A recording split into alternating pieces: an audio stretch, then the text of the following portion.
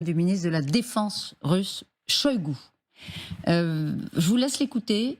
Il donne une borne, un élément de calendrier sur la guerre que les Russes mènent en Ukraine depuis maintenant 19 mois. Les actions cyniques de l'Occident et de ses sbires de Kiev ne font que pousser l'Ukraine vers l'autodestruction. Dans ces circonstances, nous continuons à renforcer la puissance de combat des forces armées, notamment en fournissant des armes modernes et en améliorant la formation des troupes, en tenant compte de l'expérience de l'opération militaire spéciale. La mise en œuvre cohérente des mesures du plan d'action jusqu'en 2025 permettra d'atteindre les objectifs que nous nous sommes fixés.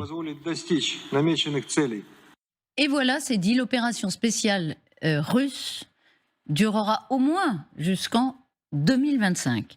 C'est la première fois qu'une date est ainsi donnée publiquement sur... alors, c'est pas 2025 tout s'arrête, c'est au moins, on comprend que les Russes se mettent dans une logique de guerre longue, 2024, puis 2025. Ça confirme quoi, Magali? Que Moscou, effectivement, s'inscrit dans un calendrier dont elle espère qu'il lui sera favorable, c'est-à-dire une guerre longue. Il faut s'installer définitivement, puisque la Russie le planifie comme ça. Une guerre longue, et on voit bien qu'en effet, la Russie s'en donne les moyens avec l'augmentation du budget de la défense de 70% annoncée hier pour l'année, la formation, le recrutement massif de nouveaux soldats.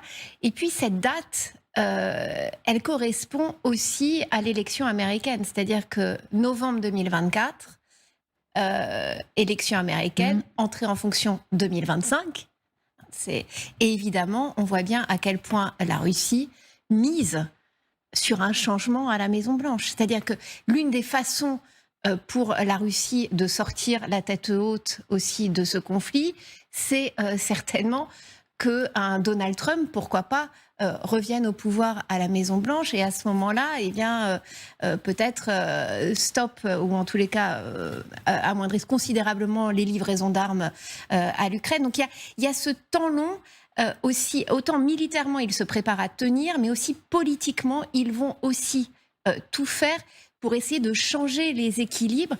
Et c'est vrai qu'aujourd'hui, l'idée russe, c'est quand même de tenir sur la ligne de front, de stopper tant bien que mal l'avancée des Ukrainiens, mais en se disant, en attendant, tenir jusqu'en novembre 2024, et après on verra. Oui, parce qu'on y reviendra, mais ils sont très défensifs. Donc tenir, c'est le bon terme. Regardez ce que l'Institut de la guerre nous informait, nous disait, sur un objectif qui aurait été donné à Shoigu par Poutine. Est-ce que c'est contradictoire? Une source interne du Kremlin affirmait que Poutine aurait donné au ministre russe de la Défense un délai d'1 mois. C'est-à-dire, là, on y est, c'est-à-dire jusqu'au début octobre pour améliorer la situation sur la ligne de front, stopper les contre-offensives ukrainiennes. Donc Poutine aurait dit à Shoigu, vous avez jusqu'à début octobre pour stopper les offensives ukrainiennes. Donc il y a cette espèce de pressing, de délai très court donné à Shoigu, et en même temps Shoigu qui dit l'opération spéciale, ce sera au moins jusque 2025. C'est contradictoire? Peut-être pas. En tout cas, ce qui me frappe sur la déclaration de Shoigu, la guerre jusqu'en 2025, enfin la guerre sera longue, ça correspond très exactement au numéro spécial de The Economist de cette semaine, Time to Rethink. Mais évidemment, vu du côté occidental, il faut que nous nous organisions pour une guerre longue. Je me demande si Shoigu ne lit pas The Economist, ce qui est une bonne lecture pour un Russe. Mais évidemment, l'hebdomadaire britannique voit les choses du côté occidental. Il faut que nous repensions complètement notre économie de guerre, notre économie de l'armement, parce qu'il va falloir tenir très longtemps. Et comment on va faire? Est-ce qu'on va faire? Il y a des incertitudes. Est-ce qu'on va le faire? Déjà, c'est la question aussi qui est un des aspects. Qui est évidemment qui connexe de cette déclaration de Shoigu, c'est 2025, bon, pour les Russes, mais pour les Occidentaux, ça veut dire, pour Kiev, c'est quand même un sujet d'inquiétude. Est-ce que les Occidentaux vont maintenir leur soutien jusque-là? Ça, c'est les mois, les semaines et mois et les budgets à venir vont nous le dire. Il y aura forcément une lassitude, il y aura forcément d'autres préoccupations, on le voit au quotidien. Ce qu'il faut constater, c'est qu'en parallèle, quand même, la Russie, elle, est en train, et c'est pour ça que se fixer 2025, ça a un sens, la Russie est quand même en train de reconstruire, en tout cas d'alimenter toute sa chaîne industrielle, qui n'est pas tant impactée que ça par les embargos, même si elle l'est sous une certaine mesure, et qui arrive à les contourner, en particulier en ce qui concerne certaines technologies, et plus ils ont le temps, et mieux ça va marcher. Pour eux, ça, j'en suis intimement persuadé. Ils ont compris que l'économie de guerre, c'était ce qui allait faire tourner le pays. Bon, il y aura d'autres sacrifices à faire, mais à partir du moment où Poutine réussit à mobiliser ses forces, le temps joue pour lui. Deuxième élément, il sait aussi que le temps ne joue pas forcément pour les Ukrainiens, et en particulier dans le domaine des ressources humaines, de la volonté du pays de se battre, enfin des jeunes d'aller se battre, et que M. Zelensky le montre, parce que d'ailleurs il est un petit peu nerveux sur ce sujet, et on le comprend. Dernier élément, bien, il faut resituer ça dans les grands équilibres. Je suis d'accord avec vous, il va se passer des choses dans le monde. Est-ce qu'on va être capable, nous, de durer comme ça, alors que les Russes sont chez eux? Enfin, ils considèrent qu'ils sont chez eux. Donc, en fait, c'est une véritable armée d'occupation qu'ils veulent construire. Et une armée d'occupation, ça s'inscrit dans le temps, effectivement. Et donc, oui, enfin, je pense que la déclaration de Shoigu, elle est pleine de bon sens. Je ne sais pas si M. Poutine le poussera. Les Russes peuvent pas faire beaucoup plus et beaucoup mieux que ce qu'ils font aujourd'hui, je pense, dans la défense. Ils ont construit leur ligne, ils mettent des ressources, ils emploient des unités de première ligne pour aller combler les trous quand il y en a. Et puis, ils sont face quand même aux armes de longue distance des Ukrainiens. Donc, je ne suis pas sûr que M. Shoigu puisse faire comme ça, d'un coup de baguette magique. Par contre, sur le temps long, ça change. Sur le temps long, ils se donnent du temps. Mais alors, du coup, ils ne savent plus très bien où ils en sont, les Russes. Regardez la télé, Christian.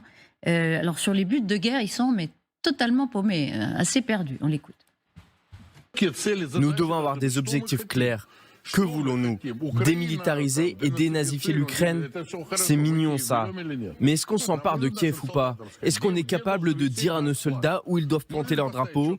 Est-ce qu'on est capable de définir un objectif que tout le monde comprend? Au minimum jusqu'à Berlin. Vladimir Rudolfovitch, j'aimerais qu'on aille aussi à Washington.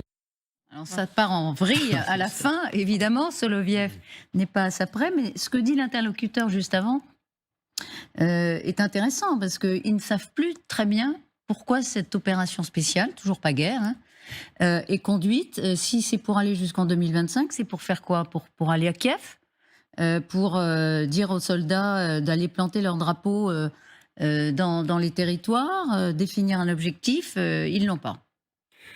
Donc 2025, ça brouille encore les cartes sur les objectifs de guerre. Alors, bon, d'une part, trois réflexions rapides. D'une part, le temps des démocraties, qui est urgent tout le temps, n'est pas le temps des dictatures, qui est évidemment beaucoup plus lent.